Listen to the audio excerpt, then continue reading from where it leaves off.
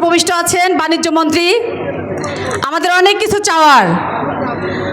বাংলাদেশ যে একটি কৃষি নির্ভরশীল দেশ, তার ভিতরে পাবনা একটি অন্যতম, তাই না জেলা?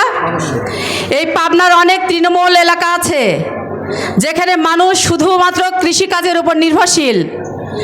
কৃষিকাজটাই তার মেইন পেশা। আমাদের মাননীয় মন্ত্রী মহোদয়কে শুধু এইটুকু বলতে চাই, আমাদের কৃষকদেরকে বাঁচিয়ে রাখেন।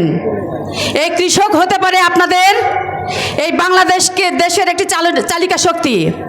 এই যে লিচু যেটা দেখলেন, এই যে আমাদের কৃষক ভাইরা যে এই যে রাস্তাতে অনেকগুলো সবজি ফল রেখেছেন, আমরা যদি এইটুকু একটু সংরক্ষণের ব্যবস্থা করতে পারি, বিশেষ করে লিচু, এই ঈশ্বরদী আটঘরিয়া লিচুর আবাদ অত্যন্ত ফলপ্রসূ। আমাদের মন্ত্রী মহোদয় যদি এই লিচুকে সংরক্ষণের ব্যবস্থা করেন বা বিদেশে রপ্তানি করেন, আমি মনে করি প্রচুর পরিমাণে বৈদেশিক মুদ্রা আমাদের দেশে আসবে, তাই না ভাইরা? আমরা কি ঠিক আছি? আমাদের বোনেরা আমাদের মন্ত্রী মহোদয়কে আমরা একটু হাততালিতে বলেন যে আমরা এটা চাই।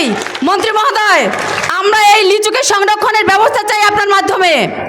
আর আমাদের একটি বোন আছেন, উনি সমাজ কল্যাণ মন্ত্রণালয়ের দায়িত্বে, নারীদের জন্য অনেক কাজ করে যাচ্ছেন ফ্যামিলি কার্ডের মাধ্যমে।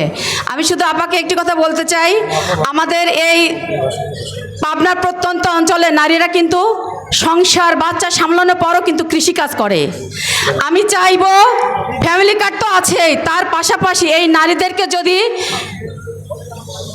স্বল্প ঋণের মাধ্যমে যদি পাশে দাঁড়ানো যায়, একদম সহজ শর্তে ঋণ দিয়ে, স্বল্প ঋণ দিয়ে যদি তাদের পাশে দাঁড়ান, আমি মনে করি যে প্রত্যেকটা পরিবার উন্নয়ন করবে এবং প্রত্যেকটি নারীর মাধ্যমে একটি সমাজ প্রতিষ্ঠিত হবে, রাষ্ট্র প্রতিষ্ঠিত হবে, অর্থনৈতিকভাবে স্বাবলম্বী হবে।